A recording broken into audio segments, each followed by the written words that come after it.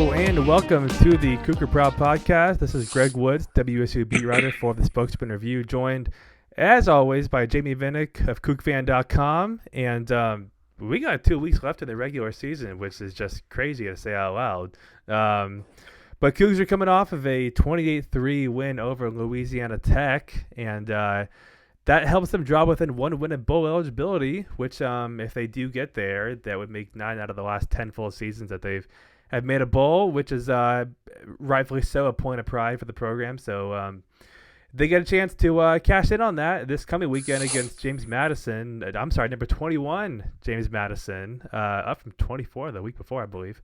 And they are squarely in the hunt for the college football playoff, probably the leading G5 team right now. So no calls game day. I don't.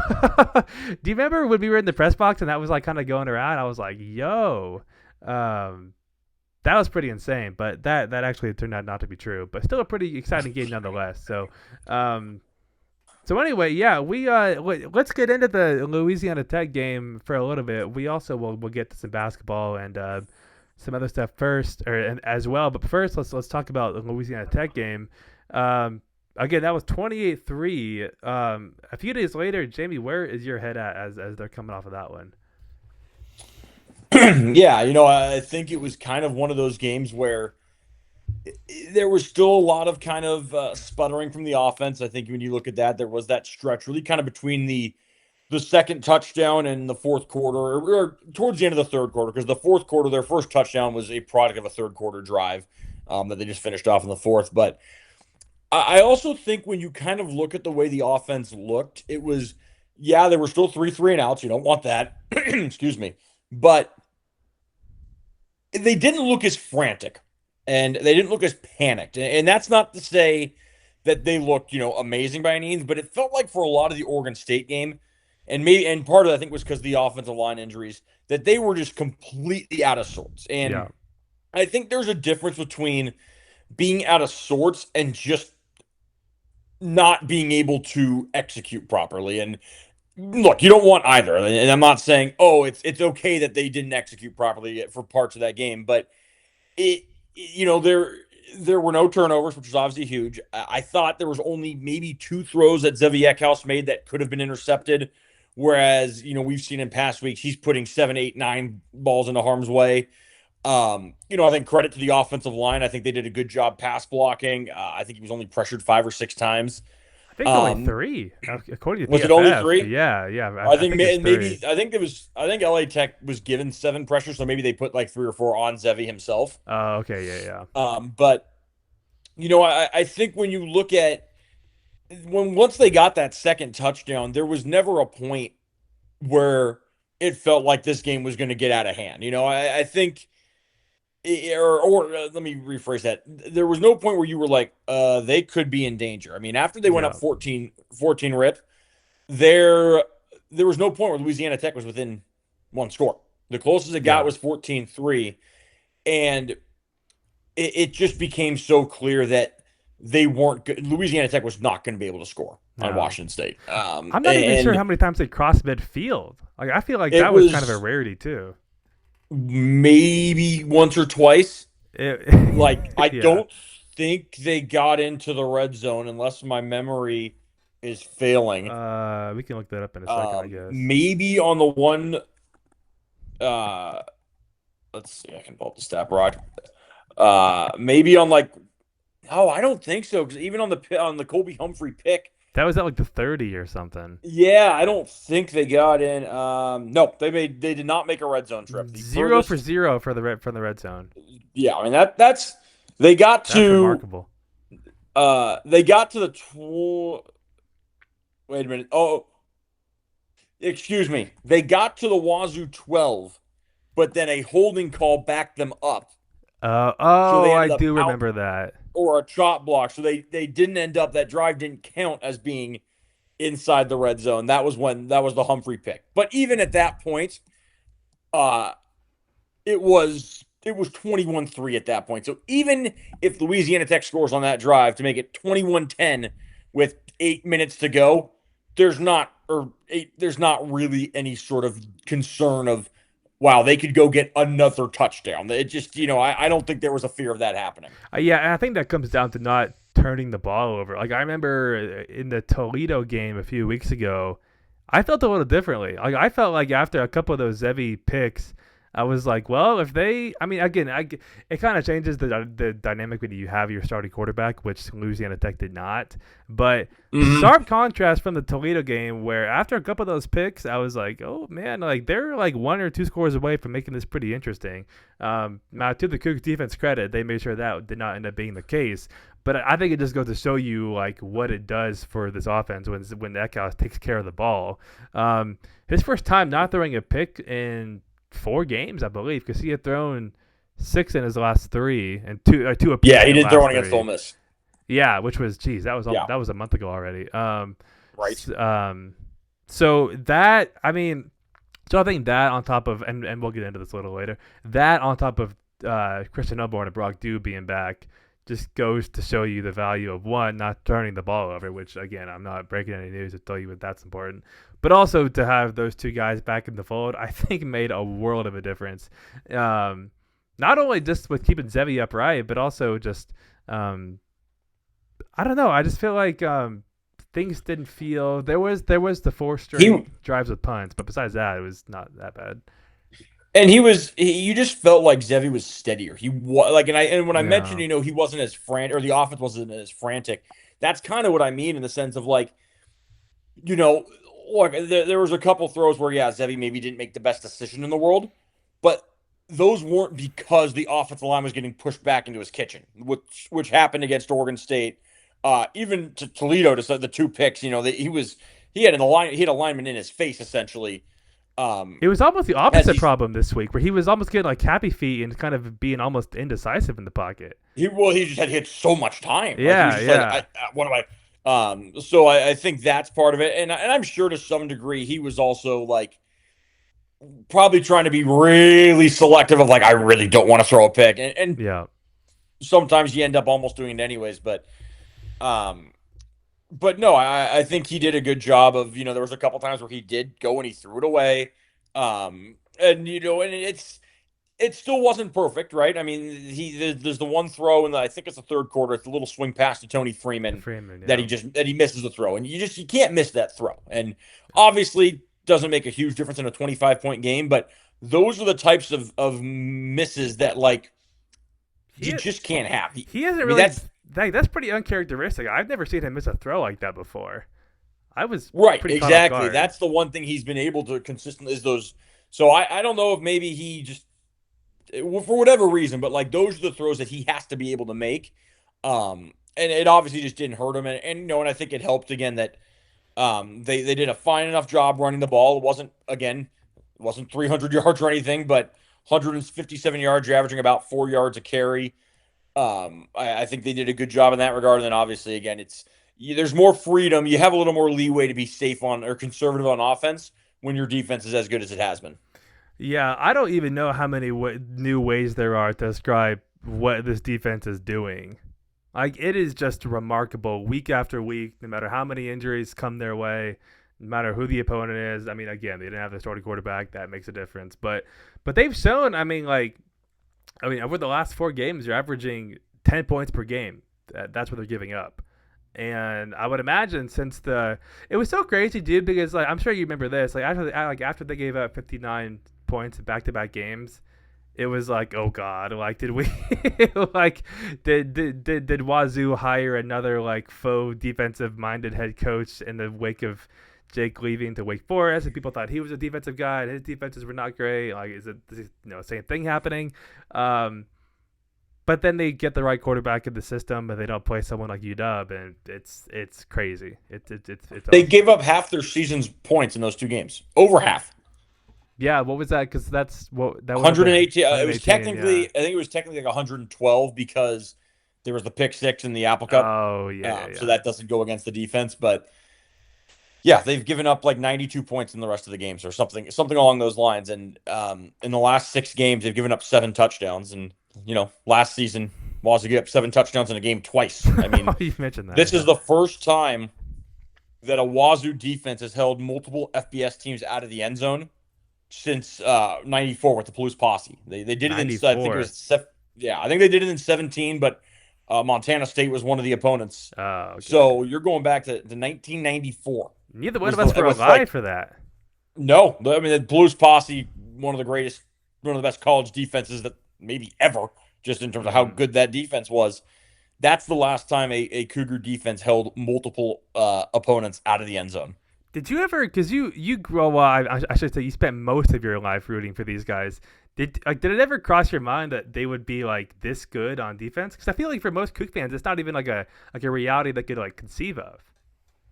I think you ask older fans, they'd say yes because the Yeah. posse was so good and some of the Doba, the Jaws defenses. But no, I mean, from my first year in college was 2015, and I think there was a perception because of maybe his last defense that Mike Leach's defenses.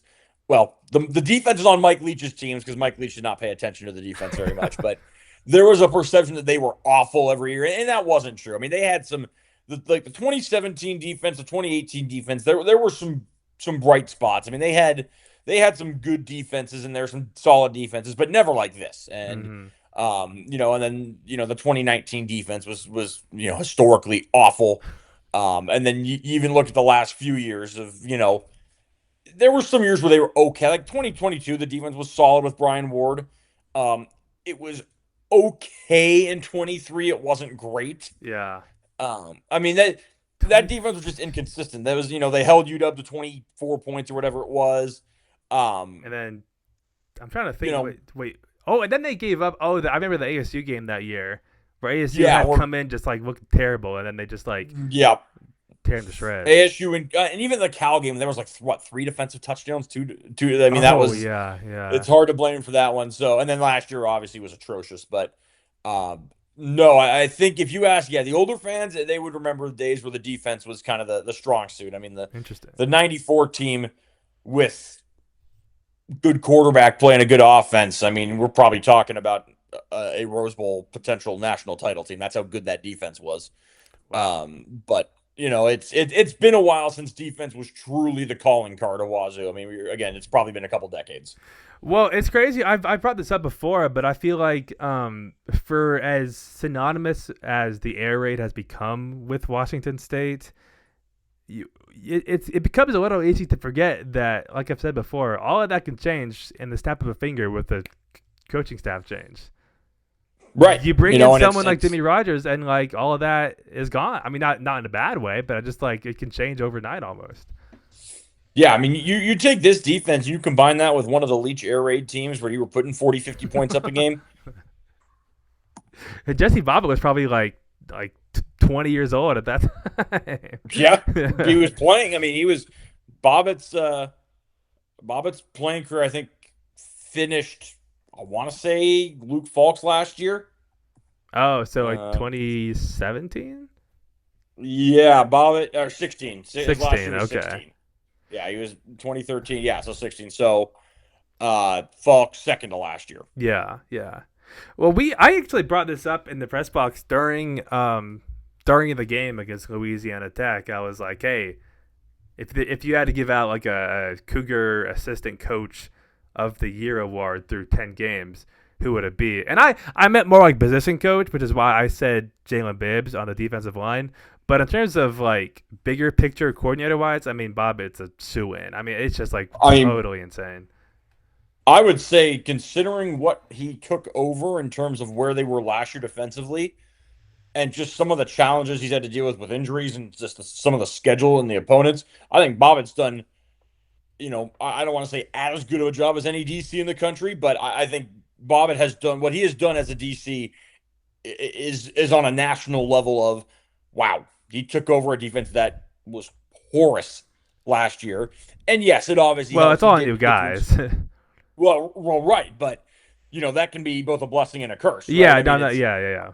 I think it certainly helped, that he was able to bring in a lot of the SDSU top defensive guys, but I think just to change the culture of defense and just change the scheme and the physicality, and there's still guys from last year's team, and just the belief, I think, and we've talked about how much better guys like Bryson Lamb and Bobby Terrell and even when he's been healthy, Ram Stevenson have looked versus where they were last year, it's night and day. We've talked about this several times off of the podcast, but I think, and I brought this up to Kobe Humphrey after the game, I think one of the biggest differences in this year's defense as opposed to the last couple are just last year, for example, they missed a boatload of tackles. I think they probably finished top 5 in the nation in terms of missed tackles. It's still the case this year, but the difference is almost immediately after a missed tackle, it seems like there's like 3 or 4 guys on the ball like within seconds. And that was never happening last year. And that's how it's crazy because on one hand you have all these missed tackles. On the other hand, you have a pass defense that's like 13th to 14th in the nation. Like all these numbers that you would not think go together because of just like the way they've been able to like get to the ball carrier when a missed tackle does happen, which is a crazy thing. Right. I mean, they have a lower grade in tackling on PFF this year than they did last year by like 8 points. But oh wow. First off, I think it's improved as the season's gone on. Yeah. Like they said, PFF had 14 missed tackles on Saturday. I saw that. I don't think there were 14 missed tackles. I mean, I guess if you're being like really like, I didn't feel like, I'll say it this way, it didn't feel like there were 14 missed tackles. It didn't. It felt like there were a lot less. I can remember a few off the top of my head, but probably not 14. But to your point too, it's last year, as you said. I mean, watch the Boise State game, and I know Ashton Genty's an extreme example, but all of a sudden he makes one guy miss, and then there's no one there. No, there is no swarm at all. Yeah, and it wasn't just Genty. That's the thing. There was several other guys. It's why their run defense was so Dampierre, Floyd Chalk at San Jose State. Oh yeah. It was porous all year long. Chalk had. I remember. Well, now that I think about it, I remember Chalk having a couple really long, at least 2 really long runs. And San Jose State didn't run the ball. Yeah, he ended with only a handful of carries on the year. I remember. Yeah, but he busted like an 86-yard runner. I remember that. Like 60, 68, 69. Like, yeah. Like that team only missed 9 tackles in that game, and I'd argue like I feel like there was a lot more. I mean, maybe they were just really costly or like really inopportune. It could be. And like I'm just looking 24 against Boise State. 20. Yeah. Now, granted, I think some of those where they couldn't even touch him half the time. 14 against Fres, but no, it as the season went on, it just the missed tackles. It never really got better. It never like improved throughout the season. No, and I think the other part of it too, as you were saying, when they missed, maybe they only missed 10 tackles in a game, right?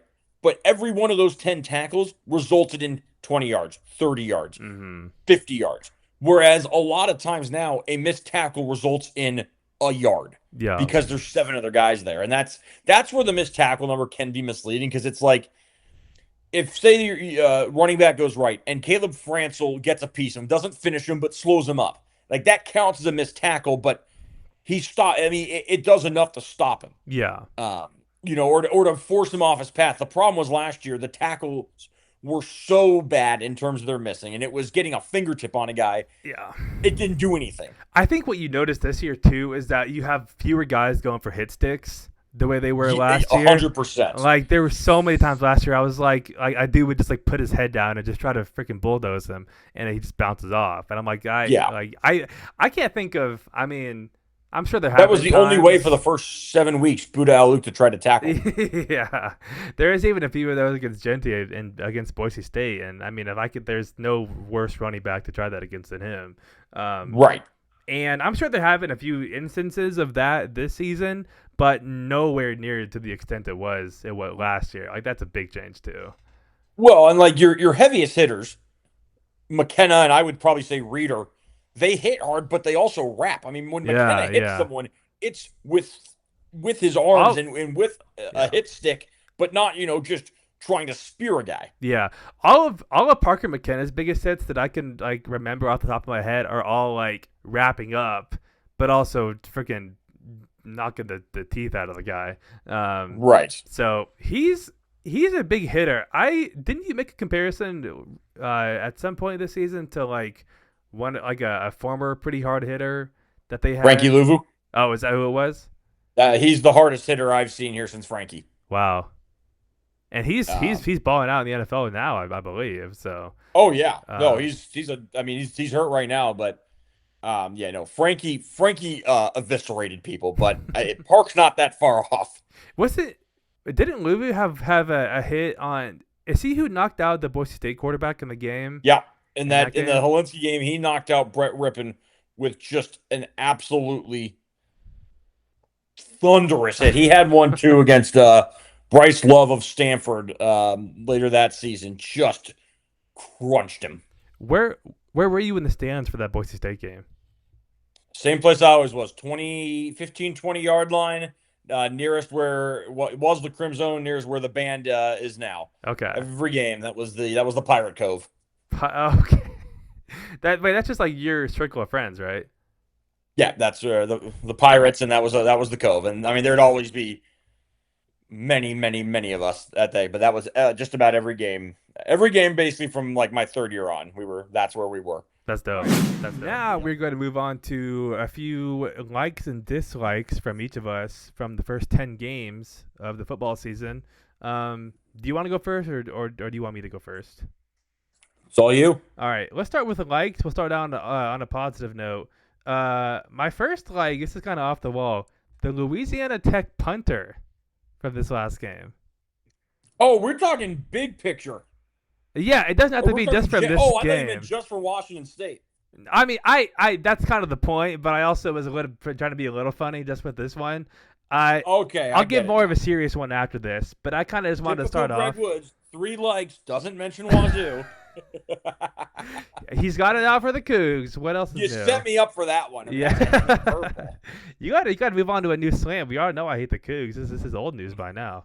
Um, Ah, okay, so this is I'll do a real one after this, but just for fun, like so this guy's name is John Hoyet Chance. And on the game, he had 5 punts for 267 yards, average punt of 65 yards, two that exceeded 50 yards. Um, and I was just so impressed by this. Like even on the one, and unfortunately for him, the one punt, his longest punt went for 65 yards. But that was also the one where Tony Freeman returns at 58 yards and sets up Wazoo with a touchdown drive after that. I was just mega impressed by this guy. Like he has such a big like even on the one punt return that Freeman had, he had to like backpedal several yards to get to that one. And I was just blown away. I hope for his sake, whether he wants to stay at Louisiana Tech or move on to something bigger and better, I hope he gets that opportunity because he was awesome. My actual real like I just wanted to throw that one in. It's just like the way that their offense, Washington State's offense looks with Christian Oborn and Brock Dew back in the fold. So just for comparison, their last game against Oregon State, which is I do played like 12 snaps or something, and Hellborn was out. So that was their worst pass blocking game according to Pro Football Focus, which gave them a pass blocking grade of 17.8. They they gave up 22 pressures in this one, 7 sacks, and I mean we've talked about it before, but I just like Zevi looked horribly uncomfortable. They had guys making a college debut, either at WSU or just in general with Trevor Bindell playing a little bit of right guard, and Kyle Martin playing center. So that was that. A week later against Louisiana Tech, they have their best pass blocking game of the year in terms of their grade from PFF, which in this case was 77.3, best mark on the season, and then just the 3 pressures like I mentioned earlier.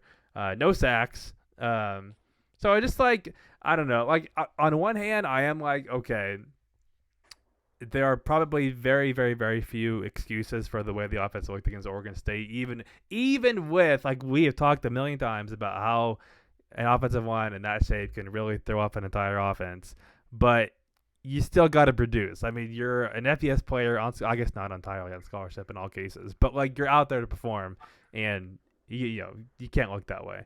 But at the same time, it's like, well, I think a lot of offensive lines around the country would look pretty dilapidated if they lost their two best players.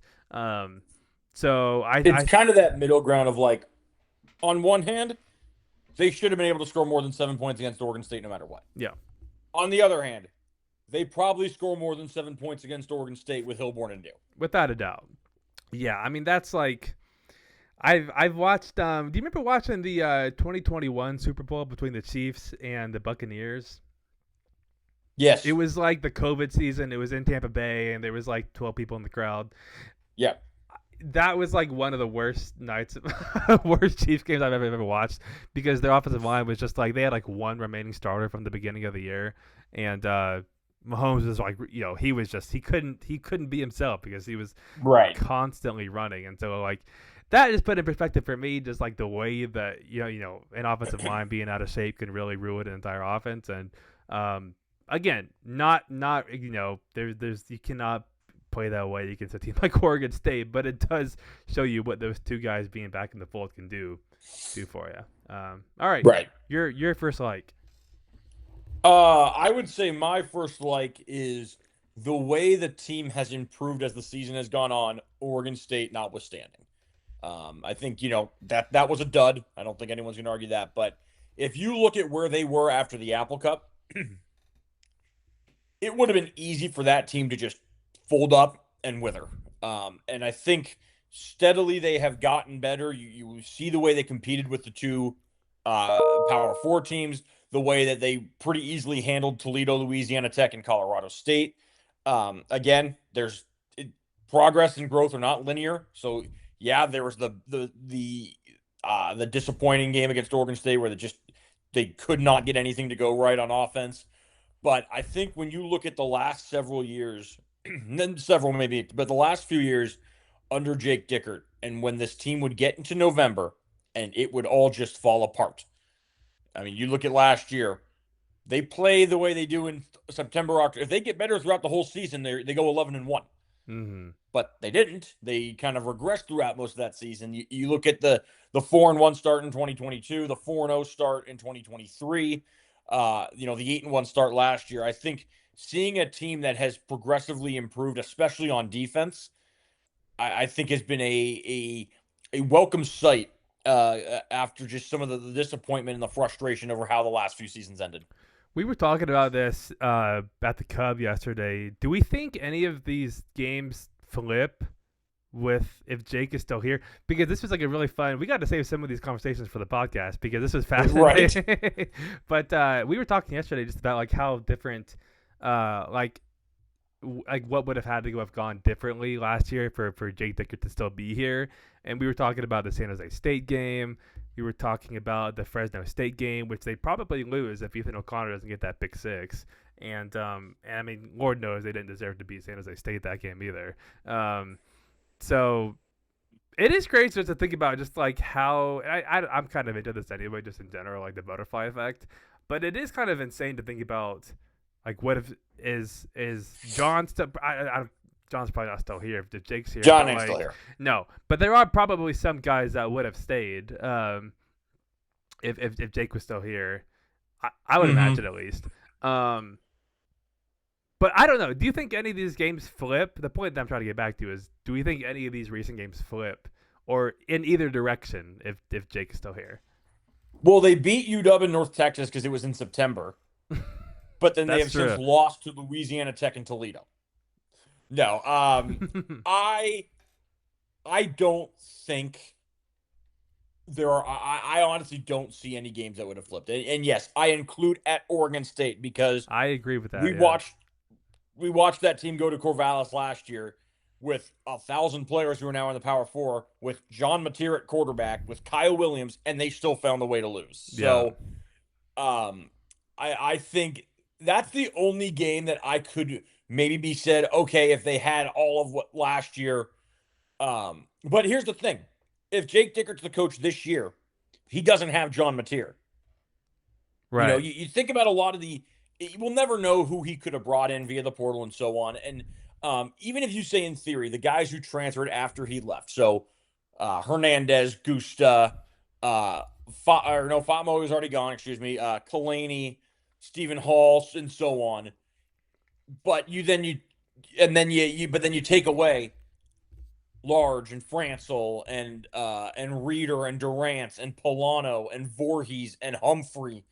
You take away those guys. Pabst, who's obviously had an impact. Schlimgen. I mean, Yeah. where again, you can't. It's hard to say interchangeable. Who do they bring in? We'll never know. But I don't know if I don't think their defense would have been as good. I'll say that for sure. Oh yeah, Um, without a doubt. and it's hard to say on offense because we don't know who the OC would have been because Arbuckle was gone. But I think you're probably looking at around the same result. Maybe they win that Oregon State game, maybe, but it's also It was in November. very It was in November. it's also very reasonable that they would have laid an egg against Toledo or Louisiana Tech. Oh You know, yeah. it's hard to say. It's just that was the issue with the Dickert era is in theory they should have been in theory they should have beaten a lot of teams. In theory they didn't beat a lot of teams. Yeah. In theory they should have lost to a lot of teams that they did beat. So it was so unpredictable. Because if you look at it in hindsight, you're going to look back in 10 years and say, how in the living heck did they lose 3 straight games in November to 3 non-bowl teams in 2024? The more time, like unfortunately for Jake, who I respect, I think he was always very fair to us. Like I do miss covering him a little bit. Unfortunately for Jake, the more time passes between his tenure at Washington State and just time passing in general, the worse his tenure is going to look because of like the way that his guys have gone on to flourish in the years after that. Obviously, Cam Ward is the one that comes to mind first. He goes on to Miami, wins the Heisman, #1 pick in the NFL draft. Mateer would have been a Heisman candidate if he didn't get hurt in the middle of the season. I'm just trying to. I mean, like Stephen Hall goes on to Missouri, Buddha goes to Utah. I know that's kind of a sore subject, but like, just like, and obviously, like, K Dub is playing for the Patriots now and getting some snaps. Like, and people have talked about this, but like, the more time passes and the more some of these guys go on to enjoy really fruitful careers, whether it's at the end, in the NFL or just P4 schools, Jake Dicker, his legacy almost like looks worse. Unfortunately for Well, I him. remember one of the things, if I remember this correctly, what he said to John Canzano after the season, like an exit interview, was, I hope fans can appreciate what we were able to Oh accomplish and yeah. do. And I remember just reading this saying, what? Like they made, he guided Wazoo through some very tough times. No questioning that. He took over after the whole Rolovich saga. He was at the helm during the Pac-12's implosion, like 100%. And as we've said before, he was a great ambassador at that time because he was outspoken, he was a public face, and so on and so forth. But when you look back at the on-field results, there were some signature wins, couple Apple Cups in there, Texas Tech, couple Wisconsin wins, absolutely.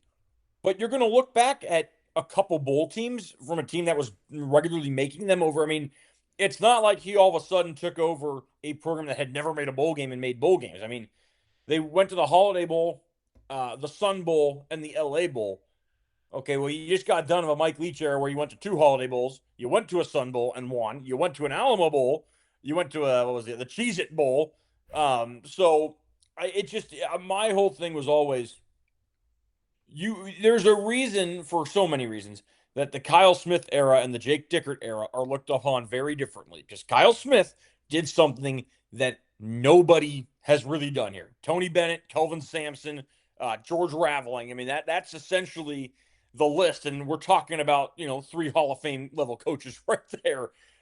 So I just think no, I think you're going to look back and just be like, what happened? And I'll be very curious over the next couple of years, because I'm sure people are looking at Wake saying, hey, they're winning some games late in the season.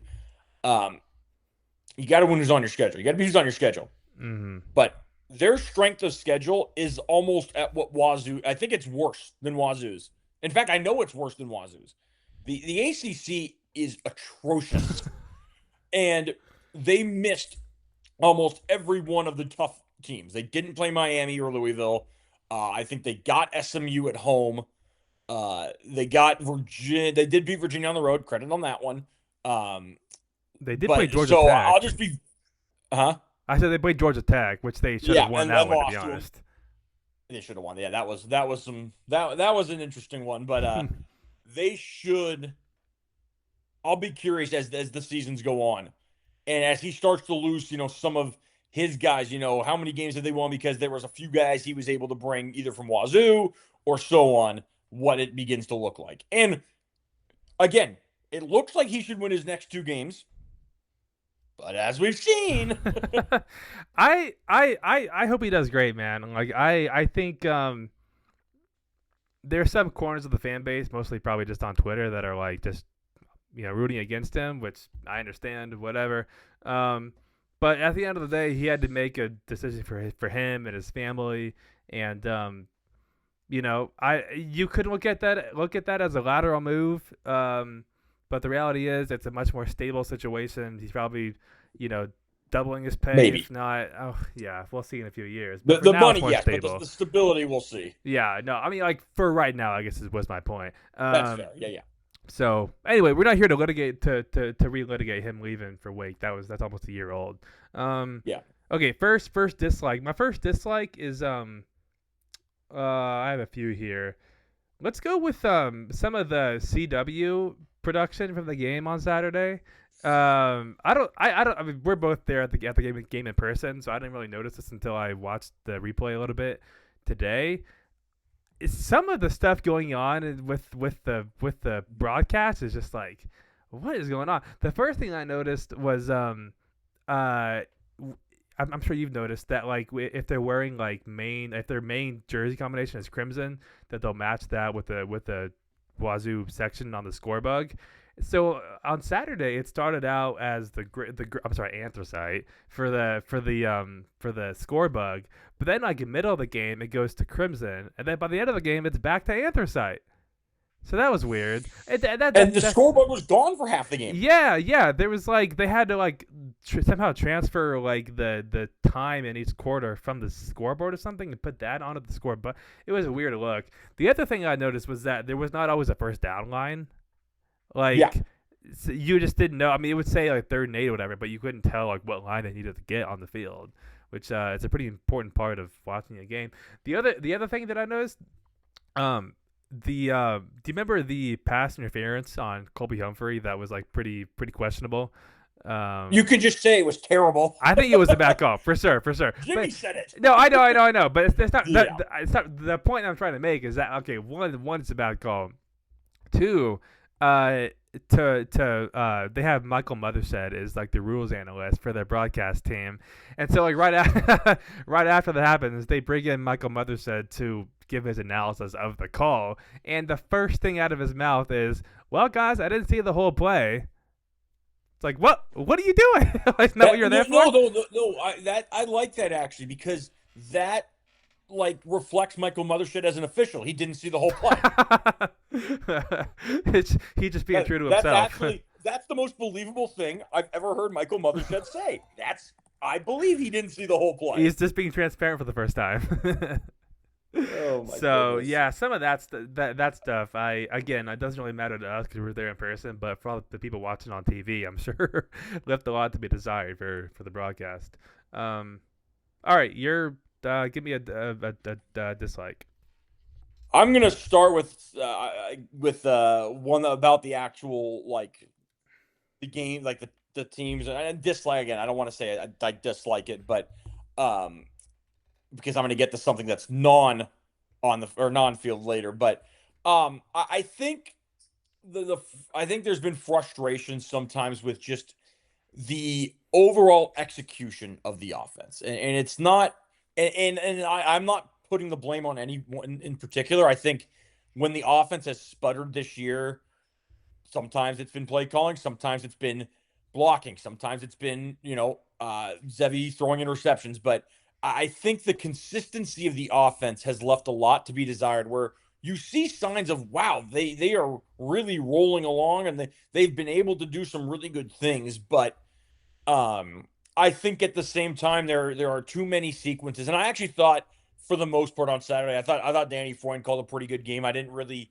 um, take issue with many of his play calls. I think the one drive that people didn't love was towards the end of the first half, but I think some of that is just protect the ball at all costs. We can't put it in harm's way. But I think when you look at there was the one drive in the third quarter we were talking about, Zevi misses the swing pass to Tony Freeman, and then he goes crossing route and it hits Josh Meredith in the hands. It's just some of the Yeah. things like that is just, especially from your veterans, you need more from that in the execution. I think at times, maybe the play calling hasn't been great. I think at other times, um, you need to players have to make the plays right at the end of the Yeah. day, and I think Yeah. that was part of the problem against Oregon State. Yeah, I know the third down play call before the missed field goal has been talked about, but there was also just some execution issues of guys got to make throws, they got to throw blocks, and so on. Yeah. Okay, second like for me is gonna go to Caleb Frantel, who I think like when it comes to individually has probably improved the most, at least on the defense throughout the season. Um, I mean, like the most I was writing about him for the first half of the season was just the fact that he was tied for the country lead or second or first or second for most missed tackles. He had like 7 against Ole Miss. It was just pretty rough sledding for him. But since then, I have it right here. Since then, he has only missed 6 tackles in his last 4 games, and I believe, three of those came in one game. So you're looking at like 2 out of 3 games, or 3 out of 4 games with like 2 or fewer. And he had the one play that comes to mind from the Louisiana Tech game was, I'm sure you remember when they tried like the double pass on, I think it was a third down early on, and not only does he break it up, but he diagnoses it pretty quickly too, and that's why he's able to just be right there when they throw it back across the field. So I've been super impressed by him, and I think like as the year goes on, you're able to see, because I think like for the first half of the season, like his strengths were more like in theory, like you saw them more in theory than in practice. But as the year Mm-hmm. has gone on, you've seen them come to fruition like in reality.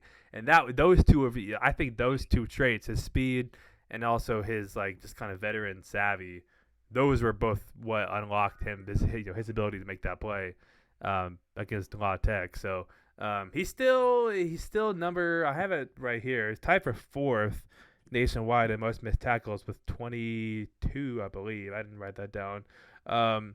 But as is the case with most of the defense throughout the season, it's been, a lot of those mistakes and, crooked numbers have come from the first half of the season. So I think that's pretty like symbolic of just like the way the defense has gotten better, throughout the season.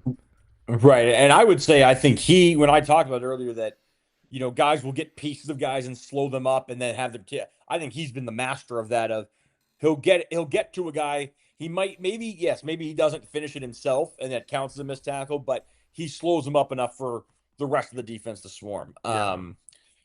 I would say the second thing I have liked is I have liked the accountability that the coaches have for their own players. And I'm not saying that, like suspending or punishing guys, but when a change has needed to be made, they have shown that they will make it. They Mm-hmm. changed quarterbacks. They've changed the running back rotation. You look at the start of the season, Leighton Smith was one of their starting receivers. He's just the kick returner now. Obviously, the whole saga with Devin Ellison, where he clearly had the talent, but if they weren't convinced of him doing all the little things well enough, he wasn't going to play. You look at linebacker where they've essentially Sullivan Schlimgen has taken over for Anthony Polano in that role. You look at cornerback, we all kind of figured the number 3 guy was going to be one of Rapola or AJ Davis, veteran guys, transfers, and so on. It's been Kenny Worthy. So Mm-hmm. I think every coach is going to preach position battles and earning your spot and accountability and all these things. But I think it's different when you see it on the field. And Jimmy said 2 weeks ago now that he tells guys he is recruiting their replacement, and it is on them to earn their job and win their job. And I think we have seen scenarios now of where if you do what you need to do, guys like Mackenzie Aline and Brandon Ganasham-Worthy, they are not necessarily going to be utilized as major offensive weapons as receivers, but they're getting on the field because they do the little things, because they block, because they're physical. Yeah. So I think there's a handful of examples of Rodgers basically and the rest of the staff saying, hey, this isn't good enough. We're gonna go and we're gonna tinker with a few things and we're gonna get the guys on the field that we think are gonna give us the best chance to win. I think that has like if they are able to have any level of success in retaining guys this offseason when the portal opens, I think that will be a big reason why they're able to do that. Like I think Jake made a big deal out about we want people that want to be here, we want guys that want to be as they want to be Cougs, they want to stay here. Well, there has to be something like distinct about your team and your culture for that to come to fruition. And I think not until this year have you seen something distinct enough, compelling enough to really like make that a reality. You know what I mean? Like, Right. I don't think like I mean, Jake had his kind of his core values with competition and things like that. But I was never like, I guess looking back, I never really felt very compelled by just like, hey, this is like what this team is all about, and they really hold their guys accountable and things like that. I There didn't know were that too way many until instances yeah, where guys would underperform and they would be on the field all 13 games or all 12 games. mm-hmm. And or in fall camp, there would be, there's going to be this battle for this position, but you didn't really believe it. And when the season started, I felt like going into fall camp in July, before it started, you could pretty much write the depth chart for what it was going to end up being for a Dickert team. And I'm not even necessarily saying that's a bad thing because you had some proven guys. Like, yeah, you weren't going to not start Cam Ward. You weren't going to not start Kyle Williams, guys like that. No. But I felt like there was a lot of instances where maybe a young guy was going to be in a better position than a veteran. And Bobby Terrell's the prime example. He was sitting on the bench last year while they were not very productive in their pass rush. Whereas, I think when we get to next July and we're looking at what Jimmy's depth chart is going to be, it's going to be a lot harder to project. And obviously we can't do that now. We don't know who's going to be on the team in terms of additions, subtractions, and so on. But I think if you look back at what we would have projected in July compared to what it has turned out to be, I think it looks very, very different. Yeah. Yeah, that's been a cool thing to watch happen in real time because I think with teams I've covered in the past, the high school, college, whatever, like the culture thing and accountability has just kind of been something you can't really experience it from the outside, obviously. You can only really hear it, but just like I don't know. I mean, short of being in the building, short of being on the team, you really feel like you understand like where that is showing up in a tangible way, as opposed to just kind of hearing it talked about in some form or fashion. So that's been cool. Okay, second dislike for me, I think that's where we're at, is the penalties that they've been racking up the last couple weeks. Like, this is kind of where I'm at with this. It's one thing. So Oregon State, they had 10 penalties for 90 yards. It's one. Obviously, that's a terrible number. You can't have that happen. But it's one thing to have that happen on the road. You're down to your starting offensive lineman. Things are just kind of out of sorts and all of that. It's another thing to have 9 penalties for 75 yards at home against Louisiana Tech and have 3 of those come from your senior offensive linemen who are their 2 best offensive linemen. Like, that is pretty you can't have that. And it's pretty, I mean, in my opinion, that's pretty, inexcusable to have happen, especially because you have a bye week, too. Like, it's not like they had, to come back home and, travel back home and get back on the field within a few days. Like, this is kind of where I'm at with this. I think this is the next step for a Jimmy Rogers WSU team. Because I think I agree. You are seeing his vision come to fruition in many ways, whether it's the defense getting better throughout the season, whether it's the depth really anchoring them, especially on the defensive line. I think you're seeing it come to fruition with some of these long drives on offense that put the other team away, whether it was Toledo that they saw that happen against, or even against La Tech the other day where they had like a 14-play, like 8.5 minutes. That was crazy. So I think like in many of these ways you are seeing his vision for the team come together and come to fruition. The next step to kind of rounding this all out is the discipline and kind of ironing these penalties out, because it drives him crazy, as you've been able to tell. Yeah, and that was actually going to be my second thing, and more kind of Oh, special or specified though to the pre-snap penalties, and just maybe the whole. There have been too many times over the last few weeks where Rodgers had to call a timeout because there. I mean, we saw it twice against Louisiana Tech. That's at home, where guys don't maybe there's too many guys in the huddle. Guys aren't sure of it's their assignment and so on, and then you get into the false starts and I mean the offsides on the field goal. Those are the little things like stuff like holding and that kind of thing. It's football; they're going to happen. Pass mm-hmm. interference, etc. But I think they've done a good job really with the dead ball fouls. I mean, they got a couple against Oregon State, although I thought neither of them were particularly. I didn't really see the Vaipulu one this week. Um, Yeah, me neither. it but I think for as much as they talk, especially on defense, they've done a good job not getting many taunting penalties in that sense. But Have they gotten any? I, Now I'm curious. It's Meredith spinning the ball. Oh, you know what might be the most remarkable development of all this season is that neither Tucker Large nor Kale Reader have gotten a taunting penalty. I said this before the season. I think they are so good at it. They are so smart about it. I mean, the one that Tucker drew against on Saturday, like it's a bit of a hard tackle, like kind of going out of bounds, and Oh I yeah, guarantee you, as him and Cuckoo, the quarterback, get up, he says something, just enough to get under it. Like yeah. it is, like just a perfect agitator. Mm-hmm. Um, but no, like the pre-snap operation with the offsides and the false starts and the needing timeouts to square things away. I think that needs some work.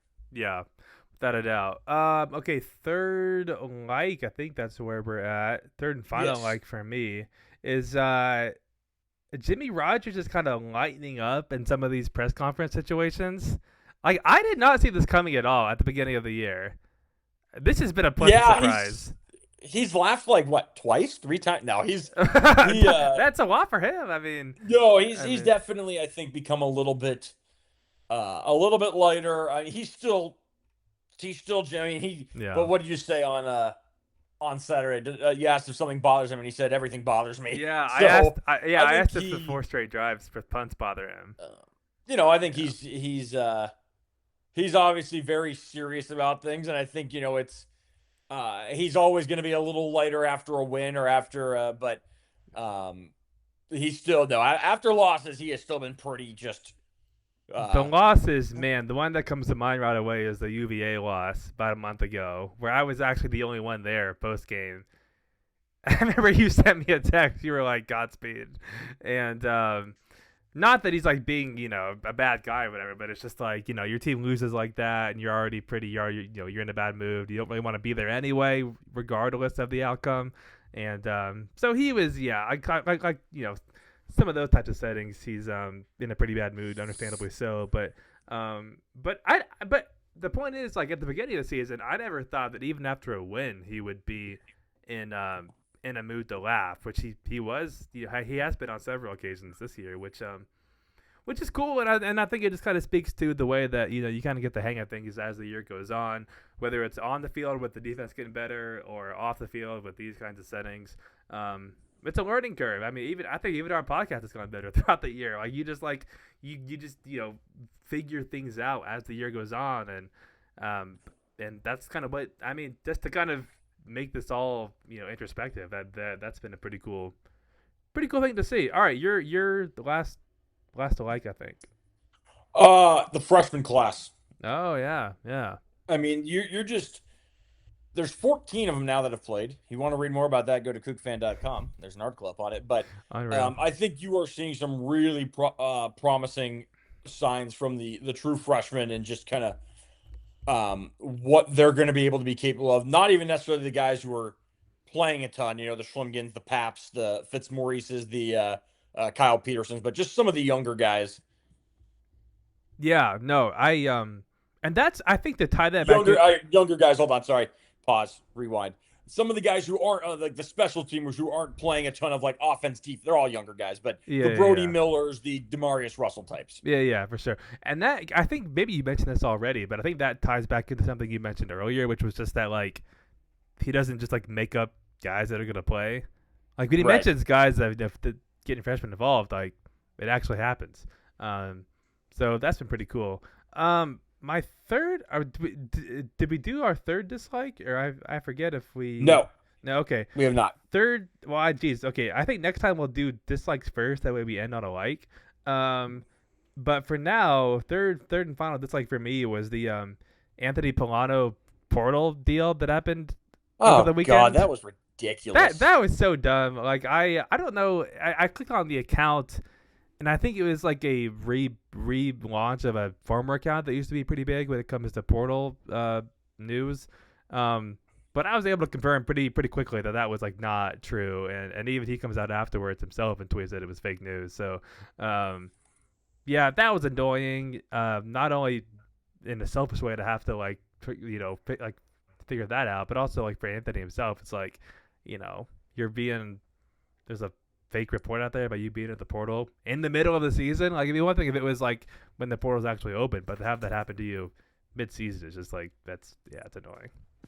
Yeah, I mean, just as we get into this time of year and the transfer portal starts doing what it's doing, just remember who you want to trust. Yes. And that's not saying you should only listen to Greg and I but there are reliable transfer portal outlets and there are non-reliable transfer portal outlets, and Yeah. wait for actual confirmation on some of these guys. Yeah. My third, and I'm gonna get an eye roll from Greg about this, but the last Oh, few I know what weeks, you're gonna say. Oh, here we you here know we exactly go. where I'm Oh going. God, dude. I have been baffled this season by some of the officiating, and I'm not even talking necessarily about the judgment calls, but it's the spotting of the ball or the rule enforcement. Or I mean, look at the Toledo game. Parker McKenna gets a pick, gets tripped, and it Oh doesn't get yeah. called. Yeah. This last game, there were 2 fumbles that did not get reviewed, and I went back and I rewatched the first one, the one that was on like the Louisiana Tech goal line, and because I'm thinking, all right, maybe the whistle had gone. The whistle does not go until after the ball had scored it out. So my whole thing is, look, if you review it and there's nothing conclusive, there's nothing conclusive, and it's not like I want more timeouts. I complain about that all I the was gonna time. say, Too, like, but, I feel like if they reviewed all these things, you would then you would just complain about, oh, there's like another stoppage, there's like another review. they could go. Then they can go to commercial. But I think when you rewatch it, how would those not get reviewed? And I've pointed this out. I think we've said the Washington State pass rush has been pretty darn good this year. They've been pretty disruptive. They have not drawn a holding call since the Ole Miss game. I don't think that's really that crazy. Like, I don't. That 5 straight opponents have not held. I mean, I'm sure they have, but I don't think it's like really that like. I found that interesting. And then some of the, I mean, it was again the Toledo game, and you had the right tackle backing up basically through the end zone. There was no false start call. Oh, that was hilarious. Yeah, that was crazy. Yeah, and then but some of just the big ones for me has just been where they have spotted the ball. Sometimes it just seems like there's a lot of guessing of, and then the PI calling Colby Humphrey on Saturday. That one I'll give you. Atrocious. And I'm not gonna sit here and say they have impacted the outcome of any of these games. But it just makes you sometimes raise your eyebrows of what are we looking at on some of these. Yeah. So, I'm a little more just like I'm not like, guys.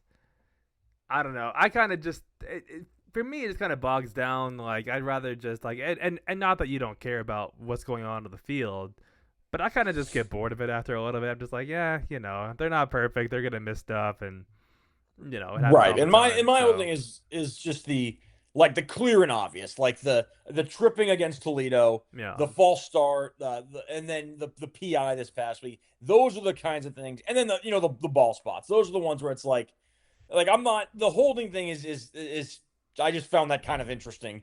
Yeah. But the holding is such a difficult because you can probably call it on every play, but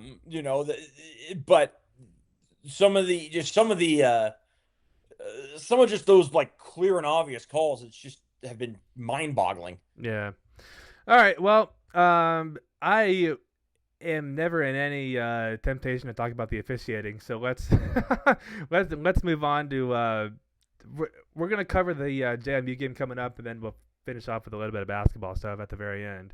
Um, so this, to me, this is a big game for them in several ways. One, obviously, you get a chance to knock out a team from the college football playoff race, and all indications are that they are the leading Group of Five team to make the field this year, and they need this win. And then their last game, I think, is against Coastal Carolina, and Yeah. so I mean they'll probably win that one. But this is like the last one that it's like, okay, like we got to get up for this one to make sure we get into the field. And so on one hand, you have a chance to spoil their season, which would be a big deal. The other thing that I think is something they got to capitalize on is they missed chances early on in the season to get Rodgers his first real signature win in his first season as the Wazoo head coach. Ole Miss, it's like, okay, they were there, but no one really faults them for not getting it done just because of like how they looked pretty good throughout the game and kind of just, ran out of time at the end. Virginia game was the one that they really missed out on. That was the one where it's like you had the game won. You gave up 12 straight, 12-0 fourth quarter. That you lose on a safety. All these penalties get to you. Like that was really just a collapse, and you missed out on a chance to, enjoy all the spoils that would come with a win like that. And so, but they still have a chance to. I don't know if it would resonate the same as a win over UVA or Ole Miss, but you do get a chance to get Rodgers his first, big, road win that kind of resonates throughout the program, around the area, around the country, and I think that matters in a debut season, especially just kind of in this really wonky time that they find themselves in. I think that can really make a big difference. Lord knows they need all the NIL donations they can get, and Right. which you would think would roll in after a win like that. So I think in many ways, this is a pretty big, opportunity for them going into this one. No, absolutely. I think it's, first off, you win, you get to a bowl game. That would be good. You feel probably still pretty good. You can get Oregon State at home. I know what happened 3 weeks ago. I also know that I think it's a much different game in Pullman and with a healthy O-line. But no, it's an opportunity. I think this is probably going to be one of the toughest 2 or 3 teams JMU has played. They've only played 2 teams that are currently bowl eligible, and that's Louisville, who they lost to, and Old Dominion, who they crushed. But that they've got, I think, the 119th ranked schedule in the country, so they haven't really been tested. And that's not, look, you got to beat who you play. You still have to go 9-1. Yeah. So I'm not discrediting that at all, but I think it'll be interesting to see the challenge Wazoo poses versus kind of some of the teams they've been playing. But no, I think it'll be an interesting game. I think it'll be, again, another great chance for the Cougars to get that real big win. But I think I'll be curious to see how it plays out. Yeah, I think if there's like one matchup to watch, and I'm sure we'll have some stories on this as the week goes on, but they got to tackle Barnett, the Duke's quarterback, who's as dual threat, probably the best quarterback they faced. Probably, I would say like third best quarterback behind DeMond Williams, Trinidad Chambliss, and then probably him would be my third one that they faced. What do you think of that? Yeah, I'd say so. I think he's better than Chandler Morris. That was the other one that I was thinking about, but just his mobility, I think, puts him over the top. So they got to tackle, and they have gotten better at space tackling, I think, as the year has gone on, which is something that Rodgers alluded to yesterday on Monday, and they got to do that because like we have seen. Like, it's crazy because, like, I remember against Virginia, because we've talked a lot about how, like, they've negated the impact of some of these missed tackles by rallying to the ball. But then you think about the Virginia game where they had 2 really bad missed tackles. I think one from Colby Humphrey and one from Cale Reeder that either led to touchdowns on the same play or it was ended up being a big chunk run that set them up in pretty good field position. So, So as better as they've gotten when it comes to tackling in space, you can't. This is not the game that kind of just like feel like you can just kind of get away with it a time or two because like they will make you pay. Right. And especially on the road, man, like they are just a completely different team on the road. And look no further than Oregon State for evidence on that. No kidding. No kidding. I'm excited. I'll be at that one. As far as I know, I'm the only one going from the Wazoo media. So, yeah, I think you are correct on that. Yeah.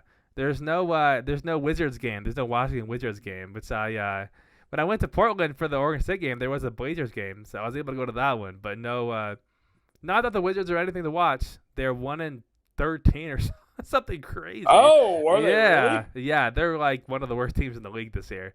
Yikes! But I love basketball, so anyway, so that's here's another dislike that I kind of wanted to save for this because I knew we were talking about JMU. ESPN Plus. This can't be on ESPN Plus. Come on, no kidding. That sucks, dude. What are we doing here? We talked about this yesterday on Monday. I don't know have they ever had it. They probably never had a game on ESPN Plus only. No chance. Because like I mentioned, it would probably have been on the Pac-12 network if nothing else in years past. Yep. So there will probably be some Kook fans signing up for ESPN Plus for exactly one day. On Saturday. Hopefully they have some sort of like short-term deal that you can sign up for because I don't know if you'd want to pay $100 and some just for one game. But yeah, that sucks. Especially, here's the thing. You know what I noticed? So I think if at the very least you'd want to put this game on ESPNU, for example. I feel like that would be kind of a fair compromise. You know what's going on at 10 a.m. Pacific time on Saturday on ESPNU? Oh, boy. College track and field. Now, I'm not trying to disparage the track and field lovers among us, but I think this would probably draw some more eyeballs than maybe, but than a track and field event.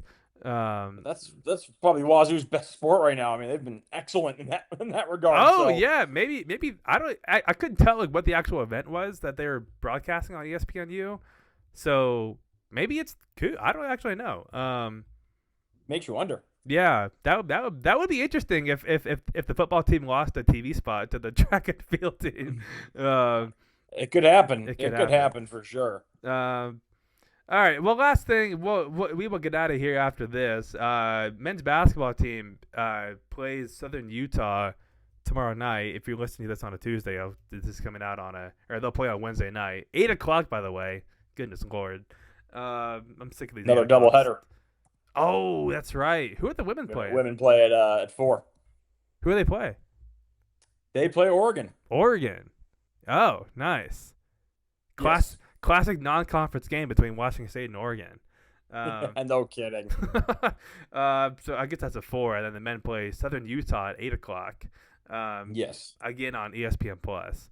Southern Utah just got mauled by Gonzaga. Did you see that the other day? Last night? Yeah, Wazoo should win this game very handily, and if they don't, then I think that'll be the first, serious. I think there's already some alarm bells sounding. That will be the first one of oh my, what? Yeah. Southern Utah is giving up 3-pointers at a 51.2% rate. Oh. Teams have shot 51% from 3. Oh my God. That's inconceivable. That's impossible. If you can't hit threes against this team, I don't know what to tell you. Yeah, that's almost impossible. Even in 4 or 5 games. I believe I believe the thing from their game against Gonzaga yesterday, they set a D1 record for biggest, or Gonzaga did at least, biggest win differential or point differential on a win, which was like 112 to 50, which is what is that, 72? That's exactly what it is. How about that math there? Largest margin of victory. No, Baylor won by 108 in 2016. Oh, but where did maybe there was some other qualifier that this might be women's, actually. Oh, okay. Yeah, Baylor, that sounds like something they would do. Baylor women. Yeah, largest margin of victory was Baylor. Now I have to look this up. There's one thing about Jamey, he will look something up. Yep. Yep, nope, that was women's. Oh, okay. Well, then I mean, whether it is the Biggest largest. Oh, differential in men's basketball I'm history. not even gonna try to move on because he's gonna find out. Troy, what in the Troy State beat DeVry in 1992, 258 to 141. And I know what I'm doing after we're done recording, and that is figuring out how in the ever living that happened. 258 points. Uh-huh. That cannot be. That's not real. That cannot be real. I think Utah has, Utah beat Mississippi Valley State by 94 in 2019. Okay. Well, either way, Anyways, the point is they lost by a lot of points, and yes, we are expecting the Cougs to roll on Wednesday night, and if not, we will have even more to talk about. Yep. So, all right. So yeah, I think that'll do it for us. This is probably one of our longest episodes by now, to be honest. For sure. And but yeah, we are gonna get out of here, and Jamey, I'll talk to you next